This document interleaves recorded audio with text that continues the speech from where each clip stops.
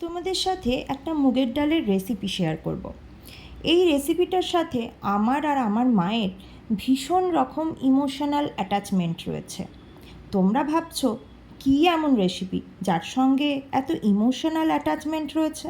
সেটা জানতে গেলে ভিডিওটা লাস্ট অবধি দেখতে হবে। প্রথমে মুগের ডালটাকে একটু হালকা করে ভেজে নিয়ে তারপরে জল আর নুন দিয়ে সেটাকে সেদ্ধ করতে দিয়েছিলাম। এমন একটা সাইজের ঢ্যাঁড়সগুলোকে নিয়েছিলাম যাতে আমাকে পিস করতে না হয়।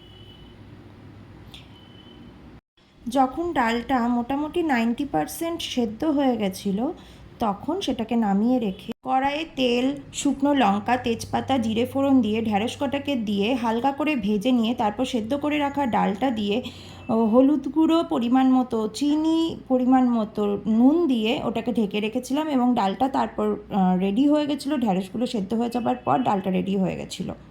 আমার দাদু অর্থাৎ আমার মায়ের বাবা এইভাবে মুগের ডাল খেতে ভীষণ পছন্দ করতেন। তো তিনি এখন আর নেই। তো তাকে মনে করে আমার মা মাঝে মাঝেই এই ডালটা বাড়িতে তৈরি করেন। তো মায়ের থেকে জেনে আমিও এখন মাঝে মাঝেই বাড়িতে এটা বানাই। তো এবার বুঝতে পারলে কেন আমরা এত ইমোশনালি অ্যাটাচ।